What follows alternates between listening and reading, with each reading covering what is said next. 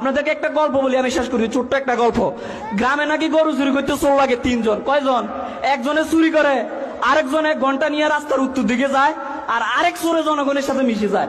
মিশি যে ঘন্টা নিয়ে গেছে, ঘন্টার আওয়াজ তো ওইদিকে শোনা যায়, চোর মনে হয় ওইদিকে গেছে, আসলে চোর যাইতেছে দক্ষিণ দিকে। কথা বুঝছেন কিনা?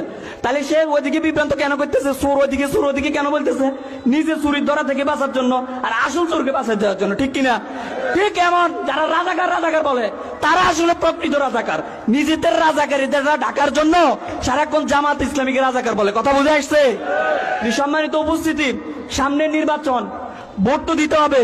ভোটে এলাকার মানুষ, বলুন দক্ষিণের জনগণ কাকে ভোট দিবে? গত 53 বছর যারা ভোট চাওয়ার জন্য আসবে, তাদেরকে বলে দিবেন তোমাদের 53 বছরের ইতিহাস প্রতারণার ইতিহাস। তোমরা এই দেশের যুব সমাজের সাথে প্রতারণা করেছো, তোমরা এই দেশের শ্রমিক সমাজের সাথে প্রতারণা করেছো। যুব সমাজকে 500 টাকা দিয়ে মিছিলে নিয়ে যুব সমাজের মুখ দেখাইয়া তোমরা 5 লক্ষ টাকার মালিক হয়েছো। কথা ঠিক?